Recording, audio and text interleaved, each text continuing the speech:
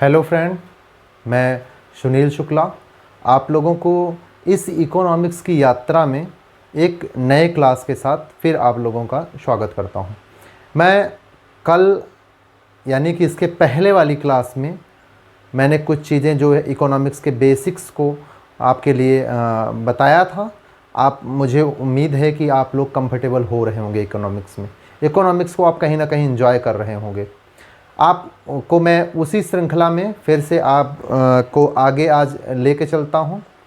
कल मैंने आपको बताया था पूंजी निर्माण की दर, पूंजी निर्माण की दर के बारे में बताया था। तो पूंजी निर्माण की दर को बताने के लिए पहले इकोनॉमिक्स का जो बेसिक है, सारा इकोनॉमिक्स इसी विशियस सर्कल ऑफ पॉवर्टी, गरीबी के दुष्चक्र के चारों तरफ घूमता हुआ मिलेगा। तो मैं विशियस सर्कल ऑफ पॉवर्टी को एक बार फिर से आपके लिए लिखता हूं।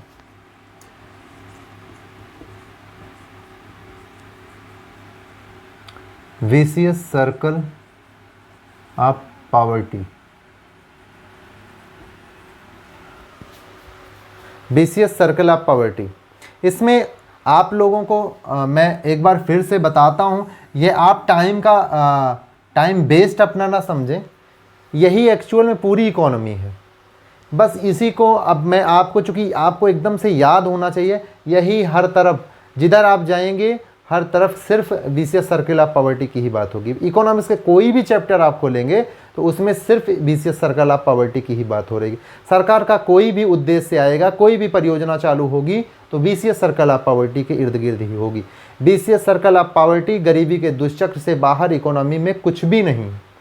तो मैं इसी का जिक्र बार बार कर रहा हूँ, इसलिए एक बार मैं आपको फिर से बता रहा हूँ, आप समझने का प्रयास करें।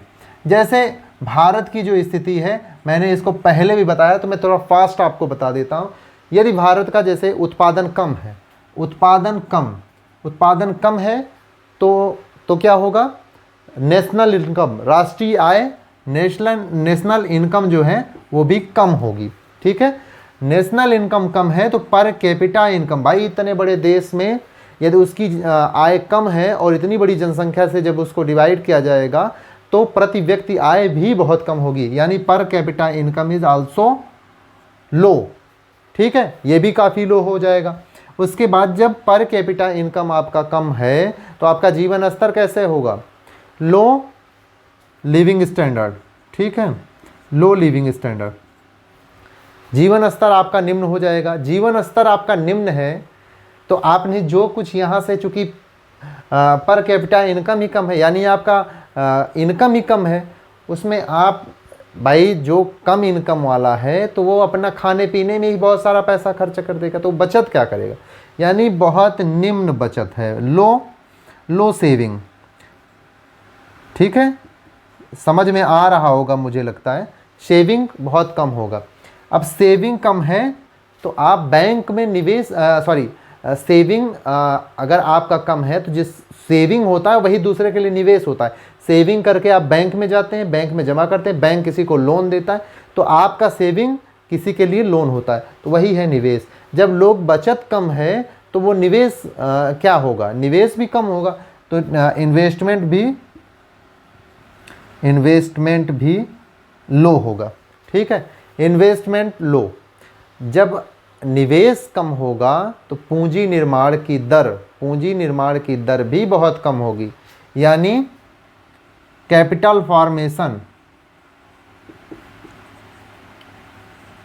फॉर्मेशन जो है ये भी लो होगा। उत्पादन कम तो नेशनल इनकम कम तो प्रति व्यक्ति आय कम तो जीवन स्तर निम्न तो आपकी सेविंग कम तो इन्वेस्टमेंट कम तो कैपिटल फॉर्मेशन यानी कि पूंजी निर्माण की दर कम। पूंजी निर्माण की दर का से तात्पर्य ये है कि ऐसी वस्तुओं, ऐसी चीज़ों का निर्माण करना जिससे लोगों के उत्पादन करने की क्षमता बढ़े। जैसे मान लीजिए मैं यहाँ पे हूँ, ठीक है, मान लीजिए आज मैं लखनऊ हूँ।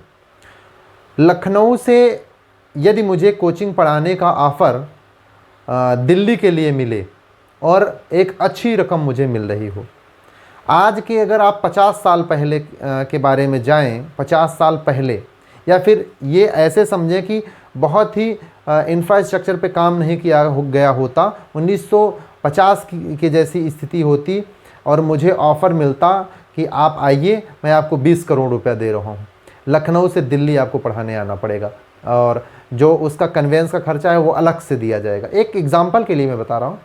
तो इसमें उस टाइम पे तो हम चाह के भी जहाँ इतना पैसा दिया जा ही नहीं सकते थे, वहाँ भी पढ़ाना यहाँ भी पढ़ाना दोनों जगह नहीं हो सकता था।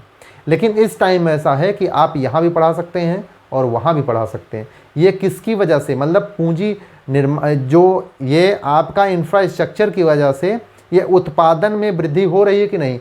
उत्पादन एक यहाँ भी हो जा रहा है लखनऊ में भी, दूसरा उत्पादन दिल्ली में भी हो पा रहा है। ये किसकी वजह से, क्योंकि इंफ्रास्ट्रक्चर की वजह से। इंफ्रास्ट्रक्चर किसकी वजह से होता है, पूंजी निर्माण की दर से। पूंजी निर्माण ऐसी चीज़ों का निर्माण करता है जिससे आपके उत्पादन करने की क्षमता में विकास होता है, उत्पादन करने की क्षमता बढ़ती है। हमें लगता है कि आप कंफर्टेबल हो गए होंगे। अब यहाँ तक आप कंफर्टेबल होने के बाद मैं आप लोगों को भारत की शुरुआत से, जब भारत स्वतंत्रता के बाद से किस स्थिति में आता है, कैसे कैसे क्रमिक विकास होता है, मैं आप लोगों को ये थोड़ा सा बताता चलता हूँ, जिससे आप लोगों को एक आइडिया लग जाएगा कि किस तरह से हमारी इकोनॉमी चल रही है। तो उसके लिए मैं आप लोगों को बताता हूँ। जैसे 1947 में जब भारत आज़ाद हुआ, चूँकि अंग्रेज़ों के द्वारा हमें बहुत बुरी तरह से लूटा गया, तकरीबन 45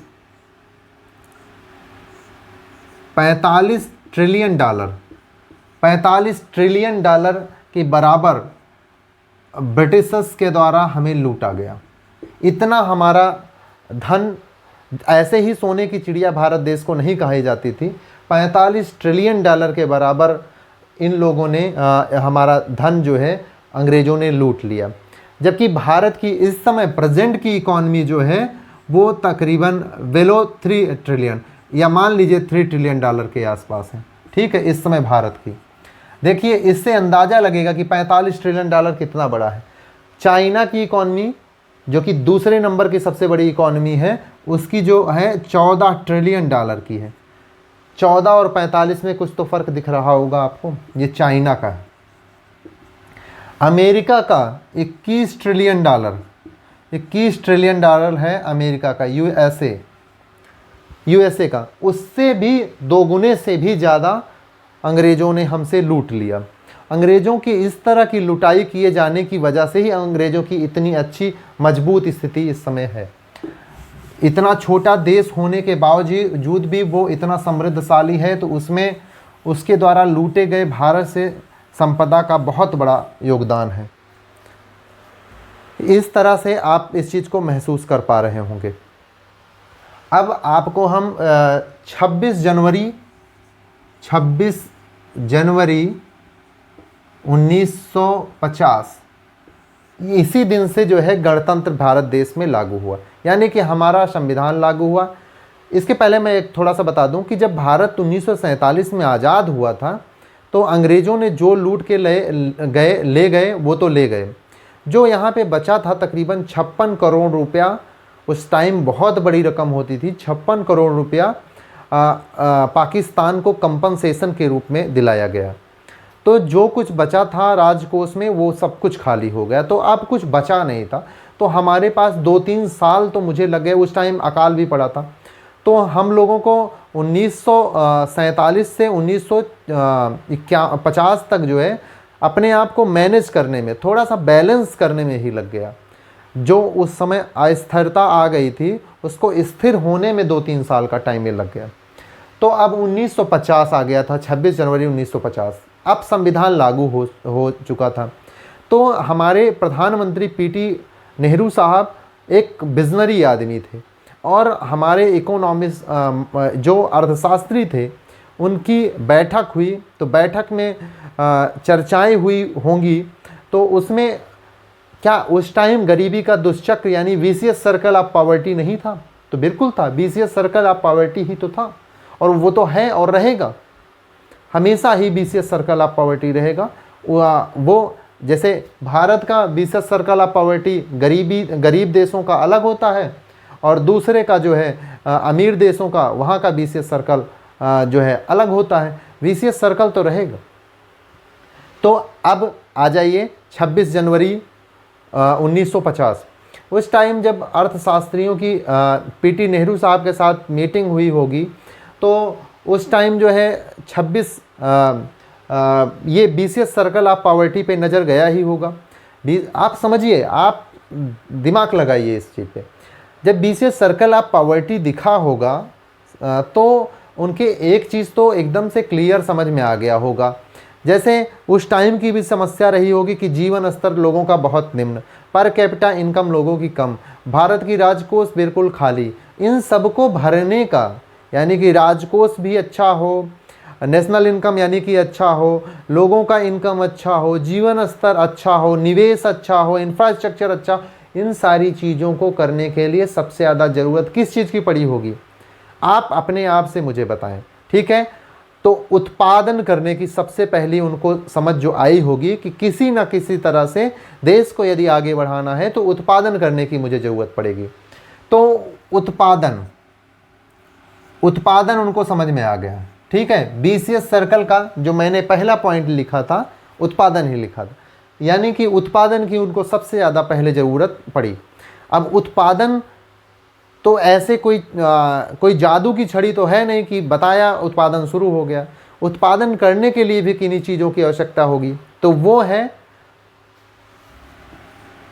इंफ्रास्ट्रक्चर, यानी कि पूंजी निर्माण की दर। अगर आपको जो पूंजी निर्माण बताया था, पूंजी निर्माण का जो बेसिक है वो है इंफ्रास्ट्रक्चर। पूंजी निर्माण से मतलब तात्पर्य क्या था कि आपका ऐसी चीज़ों का निर्माण करना जिनसे लोगों की उत्पादन की क्षमता बढ़े। तो ऐसी चीज़ें क्या हैं? इंफ्रास्ट्रक्चर। तो इंफ्रास्ट्रक्चर पे जो है आप लोगों को ध्यान देना पड़ेगा।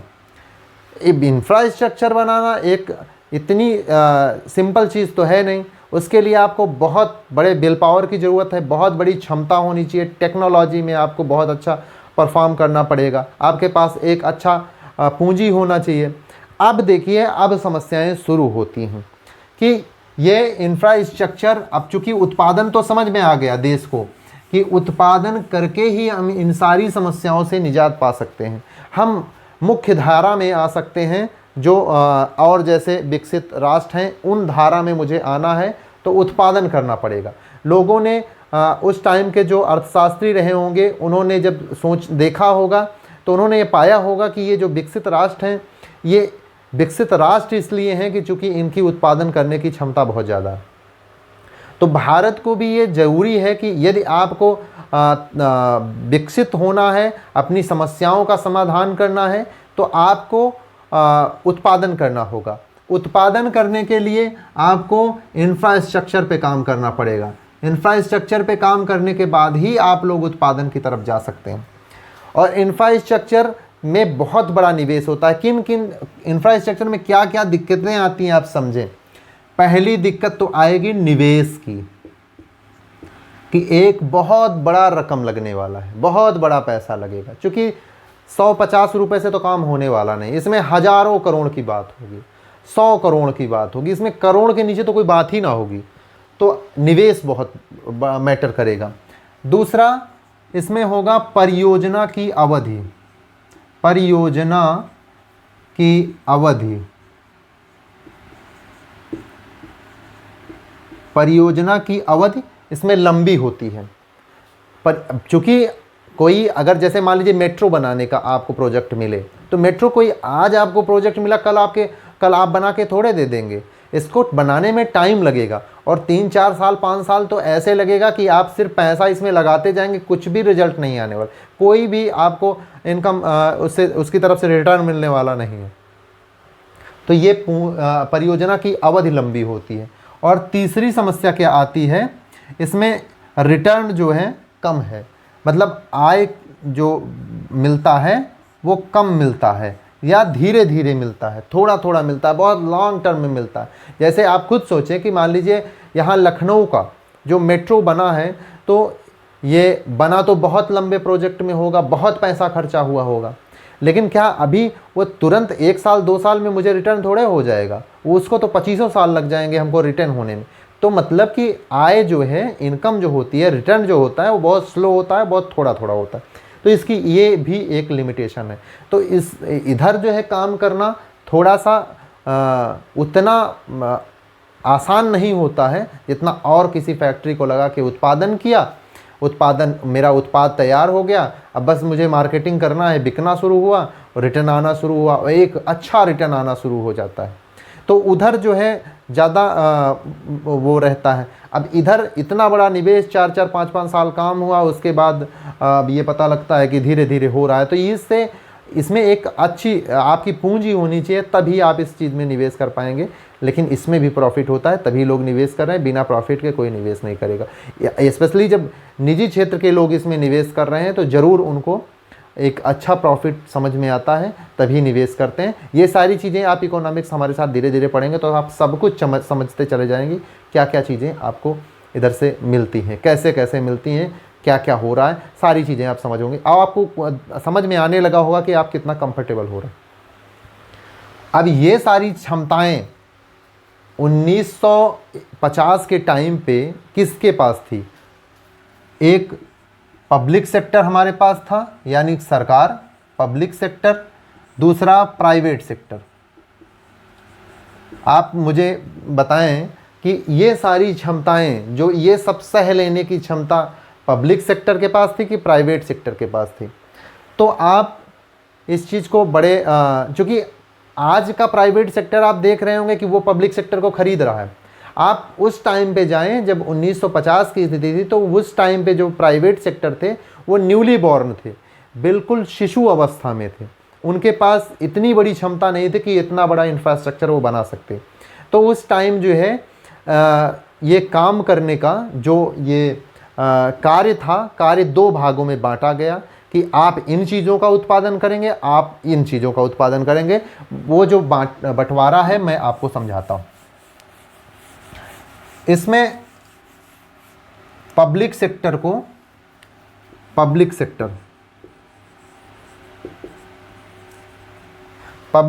इसको बड़े बड़े इंफ्रास्ट्रक्चर बनाने के लिए दिए गए। जैसे आप उस टाइम देखते होंगे कि कोल इंडिया का और जितने बड़े बड़े सेक्टर बनाए गए, ये सारे सेक्टर इसमें आते हैं। जितने खाद के लिए खाद का वो बनाया गया, और कोल इंडिया हुआ, जितने स्टील लिमिटेड हुआ, ये जितने हैं बड़े बड़े, ये सारी चीज़ें इसमें, बड़े बड़े हाईवेज़, ये सारी चीज़ें बनाने का काम इसमें हुआ। उसके बाद ये प्राइवेट सेक्टर, इनको क्या दिया गया? Private sector. ये चूँकि न्यूली बॉर्न थे, इनके पास इतनी क्षमता नहीं थी और इतना इनके पास पूंजी भी नहीं था कि ये इन सारे इंफ्रास्ट्रक्चर को इतना बड़ा निवेश कर पाते। तो इनको उपभोग की चीज़ें दी गई। जैसे ये पेन में जिसे लिख रहा हूँ, ऐसी चीज़ें उनको बनाने के लिए मिली, छोटे छोटे चीज़ें जो डेली उपभोग की चीज़ें हैं, जो मतलब जो इनकी क्षमता थी उस हिसाब से मिली। तो इसी चीज़ से जो ये बंटवारा है, ये जो अर्थव्यवस्था कही जाती है, इसी क्योंकि पब्लिक सेक्टर के पास जो होता है, समाजवादी जो अर्थव्यवस्था होती है, उसमें सारी चीज़ें, सारी उत्पादन करने की क्षमता जो है वो पब्लिक सेक्टर के पास होती है। तो इससे जन्म होता है समाजवादी अर्थव्यवस्था का, समाजवादी अर्थव्यवस्था। और प्राइवेट सेक्टर के पास जो जाता है, यानी कि पूंजीवादी अर्थव्यवस्था में प्राइवेट सेक्टर स्वच्छंद रूप से व्यापार करने के लिए, उत्पादन करने के लिए इंडिपेंडेंट रूप से वो काम करता है। तो वो पूंजीवादी अर्थव्यवस्था की थियरी है। तो ये पूंजीवादी अर्थव्यवस्था है, पूंजीवादी अर्थव्यवस्था। तो ये जब भारत में समाजवादी अर्थव्यवस्था और पूंजीवादी अर्थव्यवस्था दोनों थी, तो इनको हम सामूहिक रूप से भारत में मिश्रित अर्थव्यवस्था कहते हैं। मिश्रित अर्थव्यवस्था, मिश्रित अर्थव्यवस्था, मिक्स्ड इकोनॉमी। अब धीरे धीरे ये सारी चीज़ें, अब आप सोचिए इसमें अब सोचिए भारत के पास तो पैसा था नहीं, इतना बड़ा धन धान्य तो भारत के पास था नहीं, तो भारत को कैसे मिला? तो भारत की स्थिति ऐसी थी कि जैसे इस टाइम पाकिस्तान की स्थिति आप देख रहे होंगे, सबके सामने पैसा ही मांगना। अगर दो बातें किसी भी देश से कर रहा है तो एक बात उसकी जो है किसी से पैसा ही मांगने की होती है।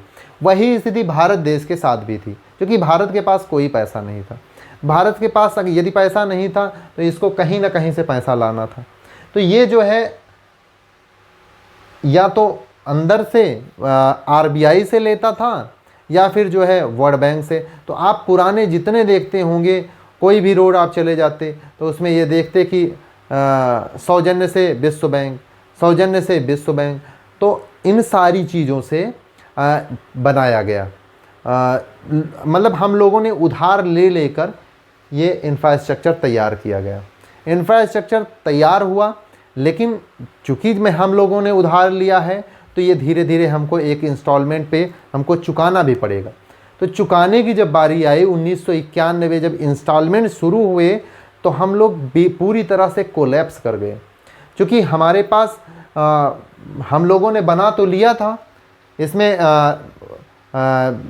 बहुत सारी चीज़ें हैं। जैसे ये देखा जाता है कि आरोप भी लगता है कि बहुत ज़्यादा पैसा खर्च किया गया। एक जैसे कोई परियोजना है जिसकी क्षमता थी कि 100 रुपये में वो परियोजना पूरी हो सकती है, तो उससे ज़्यादा पैसा खर्च करके उस परियोजना को पूरा किया गया। यानी कि लोगों ने कुछ सरकार का जो पब्लिक सेक्टर पे काम किया तो कुछ अपने जेब में प्राइवेट सेक्टर में काम किया।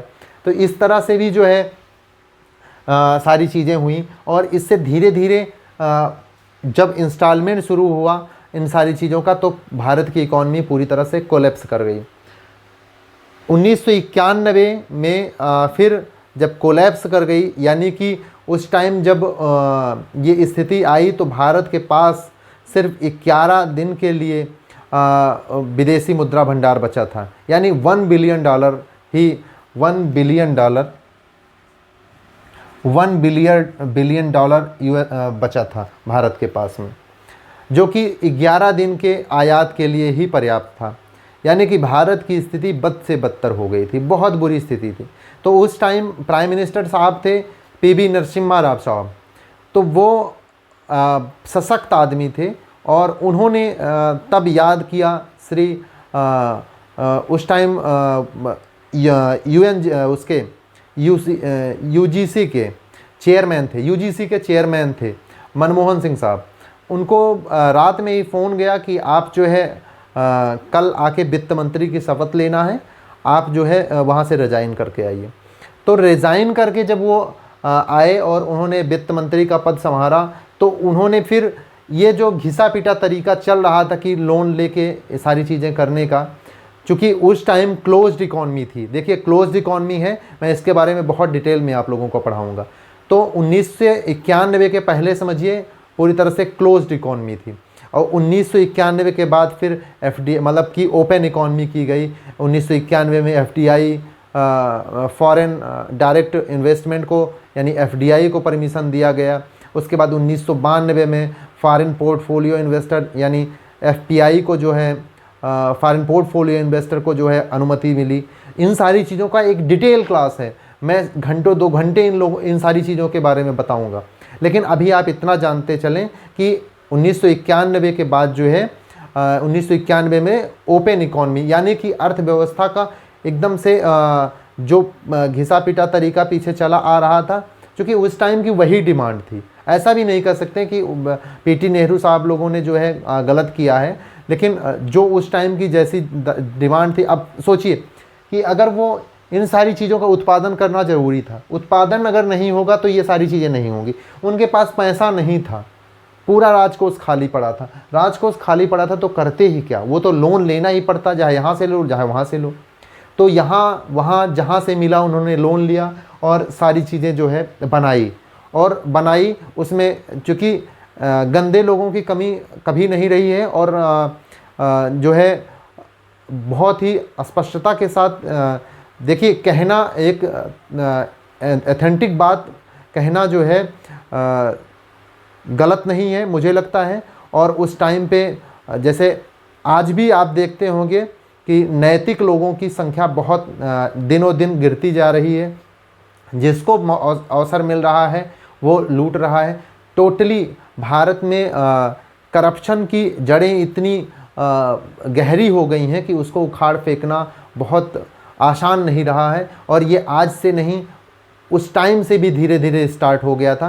तो मैंने आपको बताया कि जितना लागत लगनी चाहिए थी उससे ज़्यादा हुई। फिर सरकारें आई, श्री इंदिरा गांधी जी की सरकार आई, उन्होंने जियोपॉलिटिक्स में तो बहुत अच्छा किया कि लेकिन उनके टाइम पे भी इकोनॉमी बहुत अच्छी स्थिति में नहीं रही। जो है राजीव गांधी साहब के टाइम पे आई, उस टाइम भी इकोनॉमी जो है अच्छी स्थिति में नहीं रही। उसके बारे में मैं बहुत डिटेल में बताऊंगा आप लोगों को, लेकिन स्टेप वाइज स्टेप जब टाइम आएगा तब वो बताना उचित होगा। तो ये सारी चीज़ें अब यहाँ पे आ गए हम लोग 1991 में। तो अब आ गया रिफॉर्म। रिफॉर्म उसे कहते हैं जब बहुत बड़े पैमाने पे जो पुरानी नीतियां हैं बिल्कुल उनको छोड़ के नई नीतियों को पकड़ना, तो उसे रिफॉर्म कहते हैं। जैसे उस टाइम क्लोज्ड इकॉनमी थी, 1991 के पहले बंद अर्थव्यवस्था थी। 1991 के बाद ओपन द डोर पॉलिसी अपनाई गई, मतलब कि खुली द्वार की नीति जिसको कहते हैं, यानी कि इकॉनमी को खोल दिया गया एफडीआई के लिए, एफपीआई के लिए 1992 में। अब समझिए कि आपको एक चीज़ समझ में आ रहा होगा कि ये बंद क्यों रखा गया था। जब खोलने से ही फायदा था तो बंद क्यों रखा गया था। बंद इसलिए रखा गया था क्योंकि जो विदेशी थे, अच्छा उस टाइम विदेशियों ने हम लोगों का इतना शोषण किया था कि हम ये नहीं चाहते थे कि मेरे देश के अंदर कोई विदेशी आए। अच्छा ये सही भी है कि 200 वर्ष जो है जिनको झेलने के बाद फिर से उन्हीं को परमिशन देना, ये लोगों ने अच्छा नहीं समझा।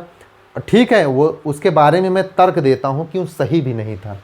क्योंकि 1900 अगर जब हमारा देश आज़ाद हुआ उसी टाइम हम एफडीआई एफपीआई को परमिशन दे देते तो हमारे जो ये प्राइवेट सेक्टर हैं, क्योंकि इनकी गुणवत्ता भी उस टाइम बहुत ही ख़राब थी और वो जो है वहाँ की वेल मैच्योर प्राइवेट सेक्टर को ये कंपटीशन नहीं दे सकते थे। वहाँ का जैसे कपड़ा था, इतना अच्छा कपड़ा इतने कम रेट में अवेलेबल था, इनका कपड़ा भी एकदम थर्ड क्लास का और क्वालिटी वाइज भी बेकार और पैसा भी ज़्यादा। तो आप इस कपड़े को लेना पसंद करेंगे फॉरेन का कि इनका, तो सभी फॉरेन को लेना पसंद करेंगे, इनको कोई नहीं लेते। तो इसलिए ये इतनी ख़राब स्थिति में आ जाते कि इनका अस्तित्व ख़त्म हो जाता। स्थिति फिर वही हो जाती जैसे अंग्रेज़ों ने हमको धीरे धीरे, उनकी गुणवत्ता ज़्यादा अच्छी, इनकी कम, उन्होंने डोमिनेट करना शुरू किया इकोनॉमी को लेकर। धीरे धीरे एडमिनिस्ट्रेशन को भी उन्होंने हैक कर लिया। इसी तरह की गतिविधि फिर हो जाती अगर हम लोगों ने ओपन इकोनॉमी उसी टाइम अपना ली होती। तो उस टाइम जो हुआ क्लोज इकोनॉमी थी, इनको फलने फूलने का मौका मिला। आज ये इतने बड़े प्लेयर हो गए हैं कि इनको खरीद सकते हैं। पब्लिक सेक्टर को प्राइवेट सेक्टर आराम से खरीद सकता है, अपना दाम लगाओ और पैसा लो और दफा रफू चक्कर हो जाओ। इस स्थिति में ये इतने बड़े बड़े प्लेयर हो चुके हैं। अगर उस टाइम पे एफडीआई को परमिशन दे दिया गया होता तो ये न्यूली बॉर्न थे और इनको शिशु ही रहते हुए इनका किल हो जाता, ये कभी एडल्ट हो ही नहीं पाते। तो इसलिए जो उस टाइम हुआ उस टाइम की डिमांड थी। अब हम 1991 में आ जाते हैं। 1991 में नरसिम्हा राव साहब और श्री मनमोहन सिंह जी ने अब क्लोज्ड इकोनॉमी को ख़त्म करके अब ओपन इकोनॉमी को अपनाया। इन्होंने एफडीआई को परमिशन दिया, 1992 में एफपीआई को परमिशन दिया। अब ये इतने बड़े प्लेयर हो चुके हैं प्राइवेट सेक्टर, तो क्या अब इनको परमिशन मिलनी चाहिए इंफ्रास्ट्रक्चर में आपके हिसाब से? तो मुझे लगता है कि आप लोगों का आंसर हाँ होगा। लेकिन अब प्राइवेट सेक्टर की लिमिटेशन मैं आपको बताता हूँ। प्राइवेट सेक्टर को इंफ्रास्ट्रक्चर बनाने की अनुमति मिलनी चाहिए कि नहीं मिलनी चाहिए? तो मुझे ऐसा महसूस होता है कि आप लोग अब कहेंगे चूँकि ये बहुत बड़े प्लेयर हो चुके हैं, इनको भी परमिशन मिलनी चाहिए कि ये इंफ्रास्ट्रक्चर के निर्माण में अपना सहयोग दें देश को। तो अब इनकी जो समस्या है, अब ये आप समझिए कि पब्लिक सेक्टर और प्राइवेट सेक्टर, प्राइवेट सेक्टर,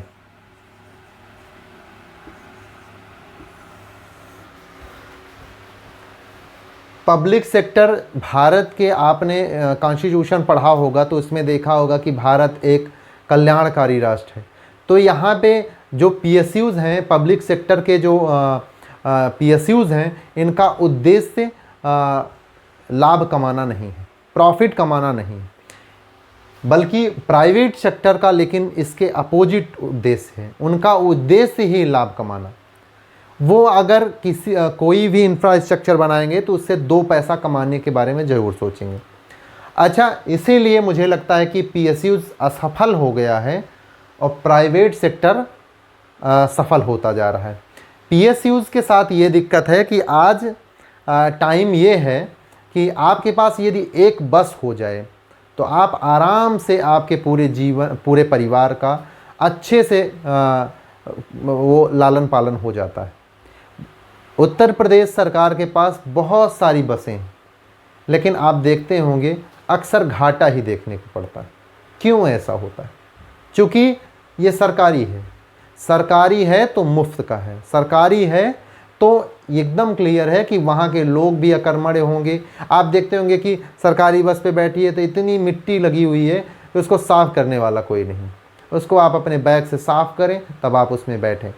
ऐसी स्थिति का है, इन लोगों की गुणवत्ता ऐसी है। जबकि जो प्राइवेट सेक्टर की बसें होंगी वो एकदम से चमकती हुई, साफ़ सुथरी, एकदम फर्स्ट क्लास। अगर नहीं भी साफ़ हैं आप उनसे कहिए तो वो साफ़ कर देंगे। पब्लिक सेक्टर में है, आप उनसे साफ़ कहिए तो आप कहेंगे आप दूसरी बस पकड़ लीजिएगा। ये स्थिति है। तो आप सोचिए कि इनका फ़ायदा होगा कि इनका फ़ायदा होगा। मैं आपको एक बार मैं पेपर पढ़ रहा था तो उसमें एयर इंडिया जो भारत का एक उपक्रम है, पीएसयूज़ है, उसको लॉस हो रहा था लगातार। बाकी सबको फ़ायदा होता है लेकिन जो सरकारी उपक्रम है उनको नुकसान होता है। तो सरकारी उपक्रम में जो एयर इंडिया, उसको नुकसान हो रहा था तो उसने क्या कहा कि अब मतलब कि लगातार लॉस हो रहा है तो मैं अब खाने में सलाद में नींबू नहीं देंगे। शर्म आती है ऐसे मैनेजमेंट को देखकर कि किस तरह की सोच रखने वाले लोग हैं कि वो नींबू नहीं देंगे तब उनका बजट अच्छा हो जाएगा। वो कहते हैं कि अब खाने में ये डिश ख़त्म कर देंगे। दूसरा सामने जो आपका कंपटीटर बैठा है, जो है इंडिगो बैठा है और टाटा का एक पार्टनरशिप है, वो सारी बहुत सारी एयर उसमें सर्विस देने वाली वायुयान की हैं। तो वो सब इतनी व्यवस्थाएं कि आप के लिए खाने के लिए दसियों बार पूछते रहेंगे, पीने के लिए पूछते रहेंगे। यहाँ पे आपको कह देंगे कि नींबू ख़त्म। आदमी नींबू आप ना कहो कि ख़त्म, नींबू हटा दो तब भी, लेकिन पेपर में बाकायदा गजट निकलेगा, बराबर बताया जाएगा। तो इसमें कौन बैठना पसंद करेगा? तो लॉस में ही जाएगा। जितने लोग आपको चले जाइए प्राइवेट सेक्टर की बैंक में चले जाइए, वहाँ पे आप देखें किस तरह का व्यवस्थाएं हैं, और सरकारी चले जाएं उनकी क्या। क्योंकि पैसे का लेन देन का मामला है इसलिए आदमी सरकारी में ही जाके जमा करता है। वैसे इनका कर्म इतना अच्छा नहीं है कि इनके पास लग जाके जमा करें, टू बी ऑनेस्ट। लेकिन अब इधर देखें थोड़ा सा, पब्लिक सेक्टर का अपना लिमिटेशन है, क्योंकि अब इनकी स्थिति ऐसी रही नहीं कि ये इसको चला सकें। क्योंकि लोग तो वही हैं, करप्टेड लोग, वो इसको सही से चला नहीं पाएंगे। इन लोगों ने अपने आप को न्यूली बॉर्न थे एक बहुत बड़े प्लेयर के रूप में ला दिए। अब तो क्या इंफ्रास्ट्रक्चर में इनको बनाने इनका सहयोग लिया जाए कि ना लिया जाए? यदि इनका आप सहयोग लेंगे तो ये इससे लाभ कमाने का प्रयास करेंगे। ये चूँकि कल्याणकारी राष्ट्र है, उसकी संकल्पना है, तो इसमें ये इनका उद्देश्य ही लाभ कमाना नहीं है, बल्कि लोगों के हित में काम करना है। लोगों का हित करते कब तक आप चलेंगे? जैसे मैं कहूँ कि मैं 100 रुपये कमाऊँ और 100 रुपये लोगों के लिए लुटा दूँ, तो हम कभी ऐसी स्थिति में नहीं आएंगे कि 500 लोगों की हम मदद कर सकें। क्योंकि हमारी इनकम जो होगी हमेशा 100 लोगों की मदद की होगी। क्योंकि जनसंख्या बढ़ रही है तो हमको अपना विल पावर भी बढ़ाना पड़ेगा कि हम ज़्यादा लोगों का मदद कर सकें। ज़्यादा लोगों का मदद आप तभी कर पाएंगे जब आपके पास अर्निंग होगा। इनके पास एक बहुत बड़े प्लेयर है, ये चूँकि प्रॉफिट कमाते हैं और उसके लिए अच्छी व्यवस्थाएं भी देते हैं। भारत छोड़ के आप किसी भी देश में आप देखते हैं जो समाजवादी या साम्यवादी देश नहीं हैं, उनको छोड़ के अगर आप किसी भी पूंजीवादी राष्ट्र में जाएंगे तो सारी व्यवस्था, जैसे अमेरिका को ले लीजिए, वहाँ पे केवल पोस्ट ऑफिस मतलब कि पोस्ट डाक विभाग जो है वो सिर्फ अमेरिका के अंडर में है या फिर सिक्योरिटी वाला। बाकी सारा जो है वो पब्लिक सेक्टर के पास में है और पब्लिक सेक्टर में बहुत अच्छी व्यवस्थाएं हैं। और अच्छा, अब जो नया यूथ आ रहा है वो पब्लिक सेक्टर को पसंद ज़्यादा कर रहा है, क्योंकि वो व्यवस्थाएं अच्छी चाहता है और उसके लिए पे करने को तैयार है। अब जैसे मैं अब आपको समझाता हूँ कि क्या आप प्राइवेट सेक्टर को यूज़ करना चाहेंगे कि नहीं चाहेंगे, तो कुछ लोग का आंसर हाँ भी होगा, कुछ का ना भी होगा। प्राइवेट सेक्टर चूँकि ये आपको सुविधाएं अच्छी देगा तो इसके एवरेज में वो आपसे पैसे चार्ज करेगा। आप पैसे चार्ज करने के लिए तैयार हैं तो प्राइवेट सेक्टर अच्छा है, नहीं तो ये घिसा पिटा तरीका ये भी है आपके पास। इसके पास में ना व्यवस्थाएं अच्छी होंगी और ना ही आपसे पैसे की दरकार करेगा। और ये कुछ कोई बैठाया भी है पैसा लेने के लिए, आंख दिखा दो तो वो कहेगा ठीक है, आंख ना दिखाओ, से आंख तो दिखाना ही नहीं, आंख तो इनको आप दिखा सकते हैं, इनसे तो आपको प्यार से बात करना पड़ेगा। और इनको 500 रुपये इनको सरकार के पास में जाता, इनसे आप कह दें कि 50 रुपये ले लीजिए, काम कर दीजिए, तो ये भारत सरकार का 450 का नुकसान करा देंगे, अपना 500 का नुकसान करा देंगे, अपना 50 फ़ायदा ज़रूर देखेंगे। तो ये चीज़ है। लेकिन प्राइवेट सेक्टर में ये सारी चीज़ें नहीं होती हैं, इसलिए वहाँ पे सारा चीज़ बिल्कुल सिस्टमेटिक होता है। अब हम ये देखने चल रहे हैं कि आपको मैं एक एग्जांपल देता हूँ, आप खुद बताएंगे कि प्राइवेट सेक्टर ज़्यादा अच्छा है कि पब्लिक सेक्टर ज़्यादा अच्छा है। पब्लिक सेक्टर की जो लिमिटेशन है और प्राइवेट सेक्टर उसको रिप्लेस कर रहा है कि नहीं। जैसे एक रोड बना नोएडा से आगरा तक समझ लीजिए, ठीक है। यहाँ ताजमहल है, ताजमहल, ठीक है। और यहाँ पे जो है ये लखनऊ है, ठीक है। अब नोएडा, यहाँ इस रोड को इसको कहते हैं Yamuna express way, Yamuna express way.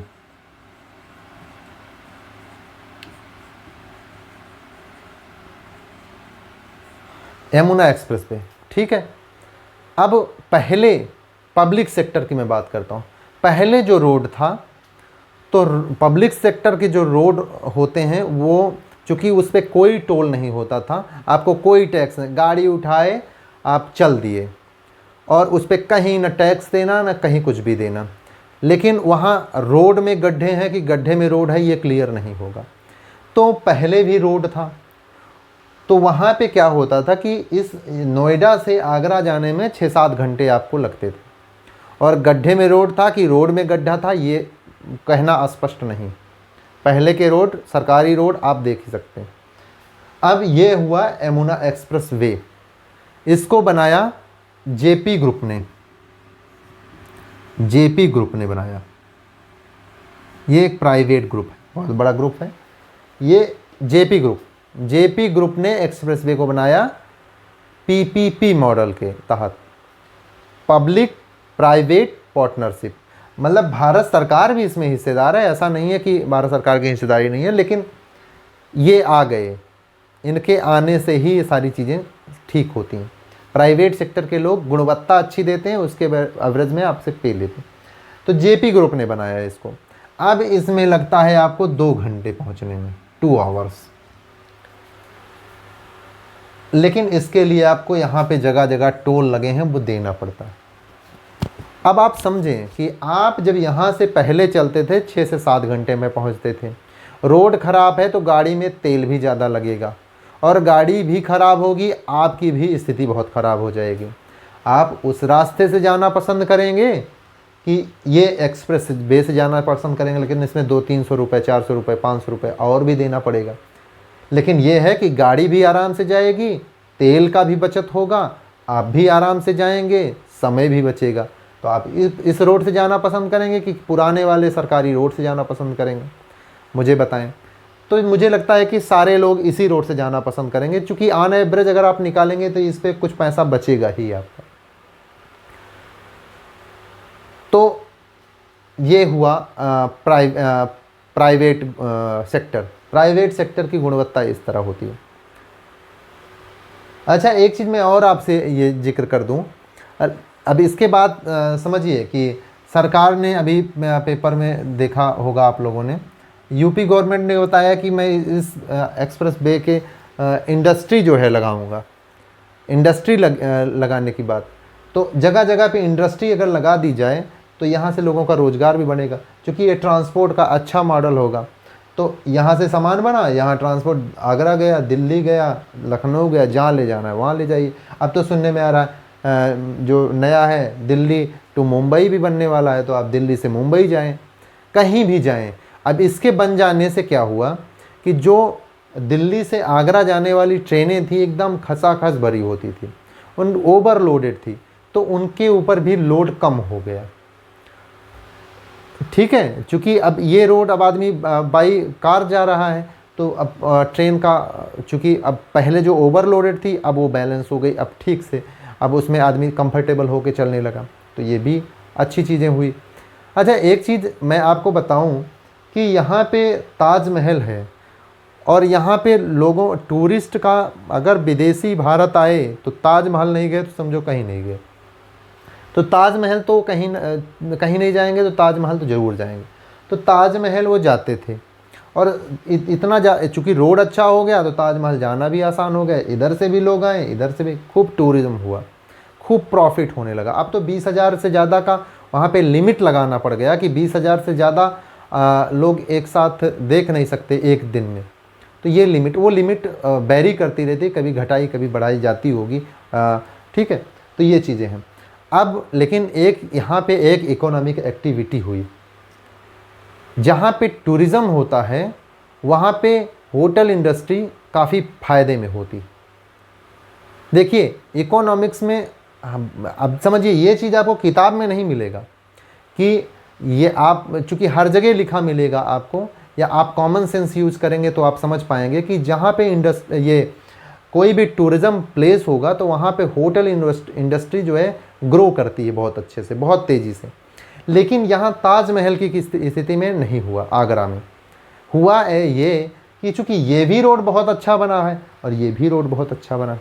जैसे मैं कहूँ मैं दिल्ली का रहने वाला हूँ या लखनऊ का रहने वाला, तो मुझे आगरा घूमने जाना है, तो मैं कार से अपने निकला और 4 घंटे में, 2 घंटे में पहुँच गया, 3 घंटे में, 2 घंटे में मान लीजिए मैं आगरा पहुँच गया, 2.5 घंटे में। तो वहाँ पे 4-5 घंटे घूमा टहला। फिर शाम को, चूँकि पहले जब सरकारी रास्ते हुआ करते थे तो इतनी दिक्कत होती थी, 6-7 घंटे लगा जाने में, उसका जाते जाते आदमी थक गया। तो वहाँ घूमा टहला तो 1-2 दिन वहाँ रुका भी, उसके बाद फिर वापसी किया। लेकिन अब स्थिति बिल्कुल अलग हो गई, चूँकि रोड इतने अच्छे बने हुए हैं प्राइवेट सेक्टर के कि यहाँ से आप बैठे वहाँ पहुँचे 2.5 घंटे में, 3-4 घंटे घूमे। और चूँकि गाड़ी भी बहुत कंफर्टेबल ढंग से आज जाती है, तो आप वहाँ थकान भी नहीं लगी, घूमे टहले। उसके बाद फिर शाम को सोचे कि अब रुकना क्या, 2 घंटे में फिर अपने घर चले जाएंगे।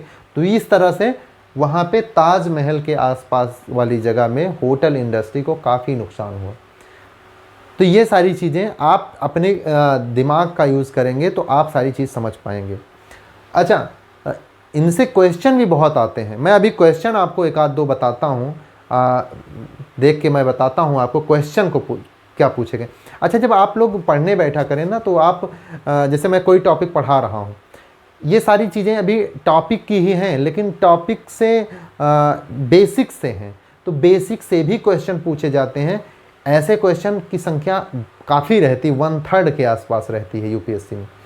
तो आप क्वेश्चन पेपर लेके बैठा करें। कोई जैसे मैं ये टॉपिक पढ़ा रहा हूँ तो आप देखें कि जो क्वेश्चन आया हुआ है क्या हम उसमें कंफर्टेबल हो पा रहे हैं कि नहीं। जैसे अभी हम आपको एक आध क्वेश्चन बताते हैं तो आप खुद बताइएगा मुझे कमेंट में कि क्या आप कंफर्टेबल उस क्वेश्चन को लेके हो पा रहे हैं कि नहीं हो पा रहे हैं। अब ये चीज़ें हो गई, एक मिनट, तो ये चीज़ हुई,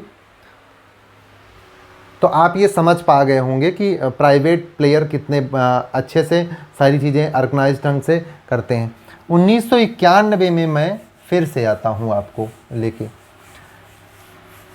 देखिए आप लोग कंफर्टेबल होइए, मैं ये चाह रहा हूँ कि इकोनॉमिक्स में आप कंफर्टेबल होंगे तो आप न्यूज़पेपर भी समझ पाएंगे अपने आप से। न्यूज़पेपर का पहला आप टाइटल देखेंगे और तुरंत से ही जान जाएंगे कि इसमें लिखा क्या होगा, कमोबेश आपका एक आइडिया लग जाएगा।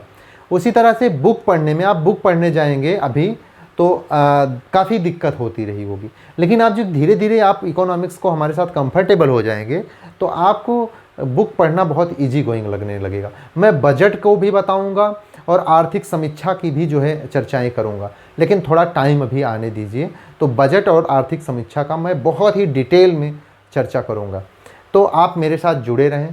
तो इसमें 1991 में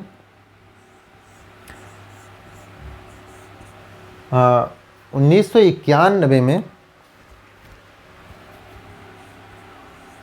1991 में मनमोहन सिंह साहब ने, ये वित्त मंत्री थे हमारे, तो इन्होंने एलपीजी मॉडल अपनाया।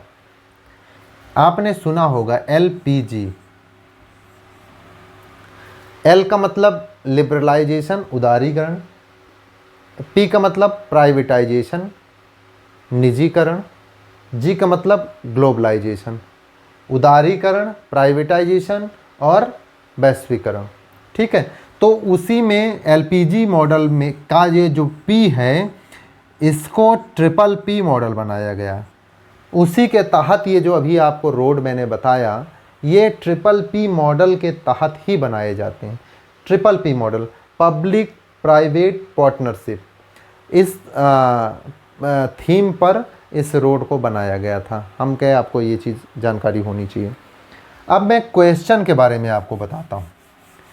ये चीज़ आप कंफर्टेबल हो गए होंगे, धीरे धीरे आप जो है सारी चीज़ें समझते हुए चले जाएंगे।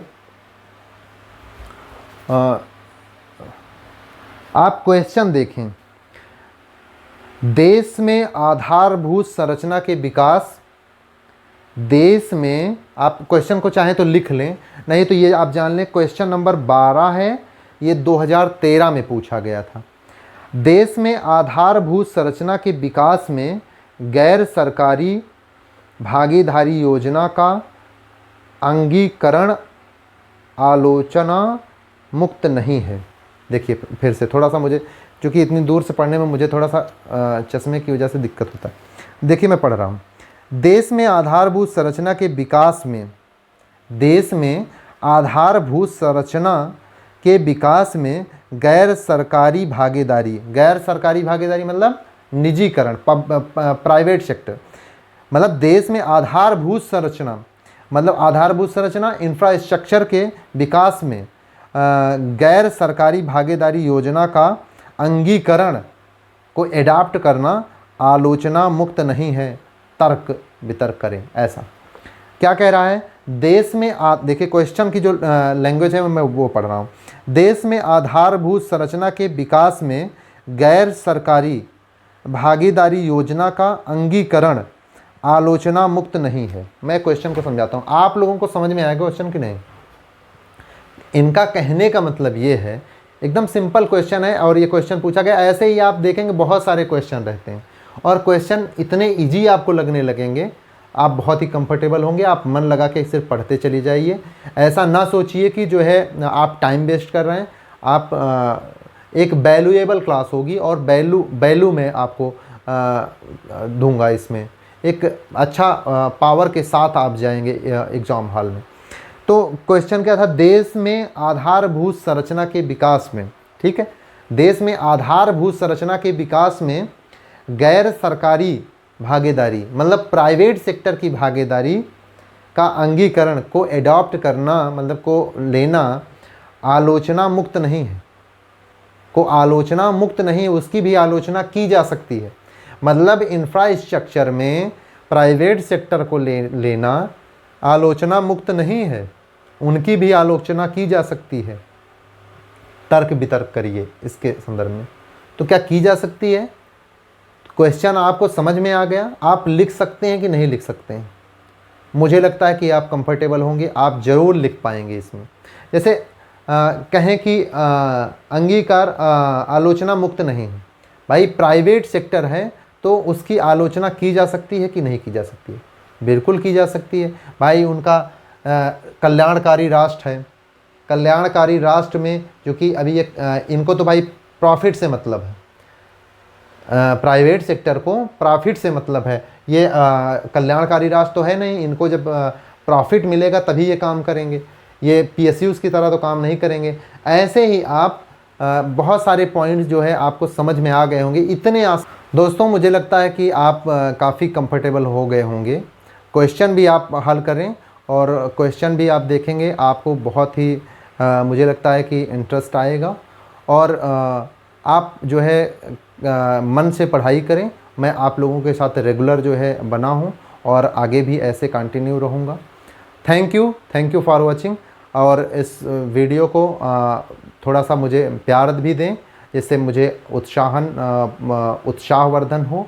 Thank you for watching.